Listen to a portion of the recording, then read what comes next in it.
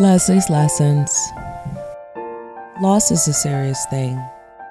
And recently, I lost my infallible, undeniably gorgeous, can do no wrong, aka Miss Octopus mother. And it's so crazy saying that because, I knew she had some things with her heart, but she was a warrior and a protector and my best friend. And here are some things that have gone into play for me that has helped me with this time and is helping me. It does not negate you from sadness or having feelings of whatever you might experience in your case, but these are some tips that I think might help someone who is going through the same thing, or perhaps the writings are on the wall for something that might happen in the near future. So first I would like to say I understand what you are feeling. And for me, I've discovered things that don't necessarily help me, but might be the thing that other people think they should say to someone. And I never knew because I haven't been on this end for a while. But phrases like, "I'm sorry for your loss," don't help me. I've discovered the only thing they did was kind of poke at my pain. Someone like me, I try to solve problems, smile, move forward, create a peaceful environment, stay away from negative energy, set boundaries. So when someone says, "I'm sorry for your loss," it just reminds me of the pain that I experienced the very first moment that I found out and what I deal with on day to day.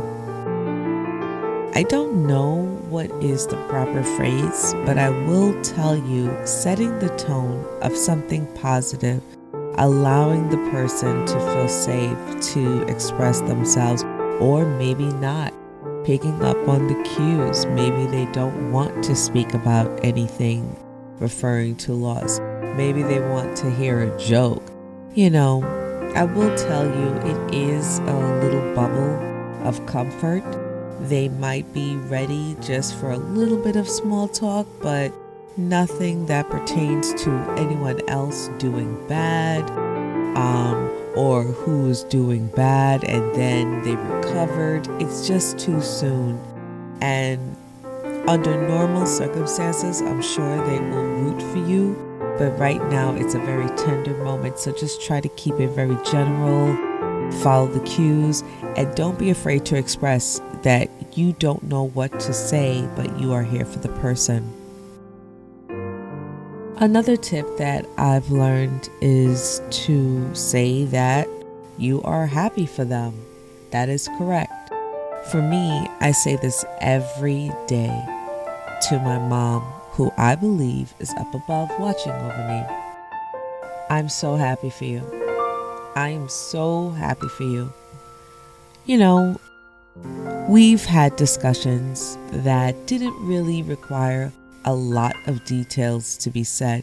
When you are close to someone, you can kind of pick up on the cues, the hints of what they are really saying.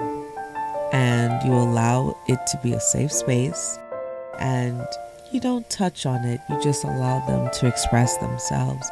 And I was honored to be in her presence, to hear this woman who I've seen as my mother turn into a friend, even almost like an older sister, was such a pleasure. And I believe she is happy. I believe she left when she wanted to.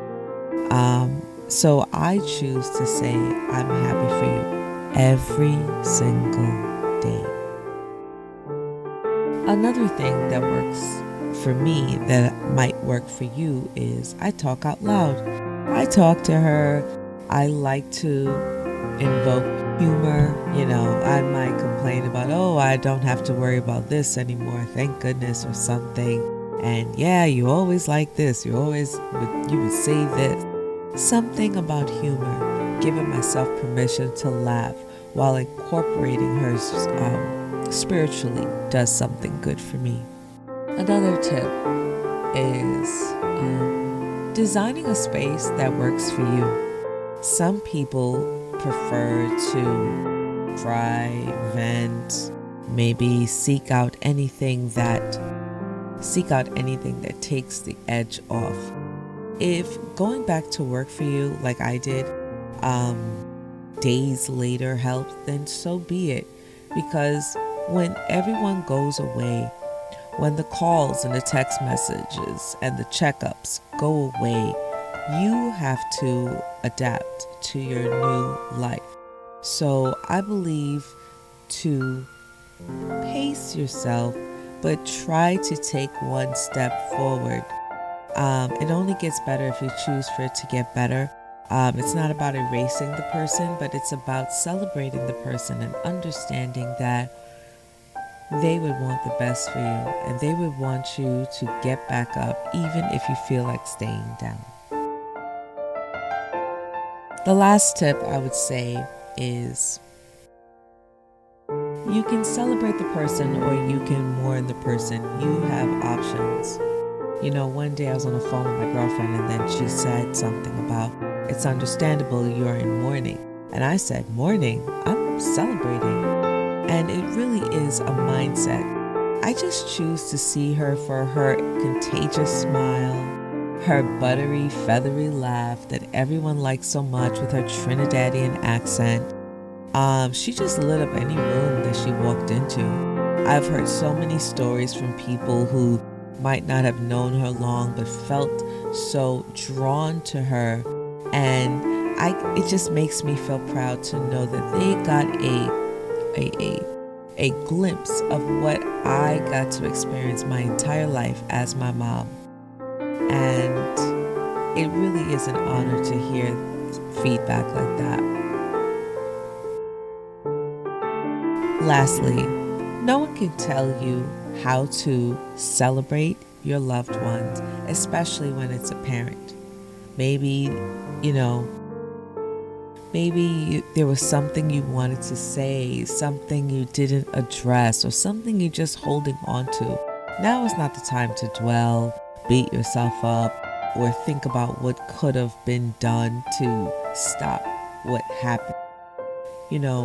Oftentimes people tell us how to live, but they don't tell us how to thrive after the most unimaginable, but yet understandable part of life that we know is a part of life.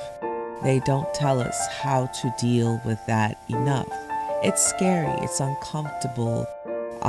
When that moment comes, no matter if you are financially prepared, no one is truly mentally or spiritually prepared. But you can be to a certain extent by just being grateful, by just understanding how precious every day is, by not sweating the small stuff, by forgiving very quickly, or not allowing anything to distract you from the joy and connection that you have with this person. It really is up to you. I would say that it's okay to be sad, it's okay to be afraid of what happens next, but it's not okay to not do anything. It's not okay to just stay stagnant. Your loved ones wouldn't want that for you. They wouldn't want you to still be alive and not take advantage of the air that you breathe. They would want you to go forward. They would want you to thank them for passing the baton and appreciating that you now have it and you can pick up where they left off. All the life lessons, all the love that they fed into you, this should be looked as a gift, not as a punishment now that they are no longer here in the flesh. It is a hard thing, but I believe if you focus on being grateful and happy for the person and believing that they're in a better place, this can be seen as a positive thing, no matter how dreadful and how many times you might cry. And another point to deal with this time, I would say make sure you're eating right and also check your blood pressure. This is a hard time. You're not yourself right now. Certain things affect you differently, and it is completely understandable. And I just want to applaud you for even listening to this podcast. And I hope that it just helps in some way to let you know that you are not alone. I just try to focus and say to myself, you know what? My biggest worry, I no longer have to worry because I know that she is safe. I know that she is well and all is well. Sometimes we just want to be happy for people if they have a baby, if they get married, if they start a business. But we also have to be happy for people who move on in who transition and believe that they are in a happier place, believe in destiny, believe that this is something that is best for them at this moment. And it is a hard thing to hear. It might seem detached, but if you really love someone, you are going to be happy for them. I can't completely, I can't speak for her. This is just my feeling, my assessment, based on little nuggets of information she shared. And that allows me to be happy for her and know that all is well. And now I have not one, but two angels in heaven watching over me. I hope this podcast gives someone comfort and insight on how to navigate life now that your dearest loved one is no longer here. It doesn't mean they're not here in the spiritual sense, but it is up to you to be committed to that. There are two ways to look at this loss, and if you look at the one on the right, you are in trouble. Keep your head straight and think positive thoughts, and you will be okay. Focusing on anything dark will only bring more turmoil, will only bring depression, anxiety, and ruin your health, slowly but surely. I encourage you to take this moment to dig deeper in prayer, faith, and kindness, and most of all, love, self-love at that.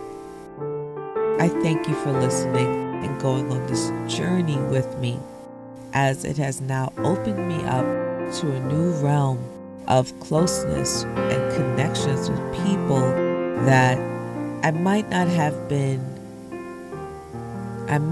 seen happen right now, but I feel that I was prepared enough to be ready for this moment.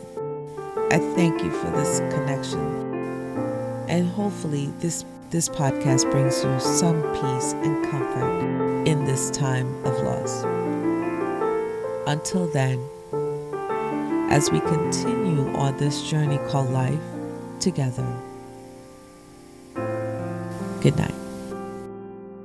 Lesley's Lessons.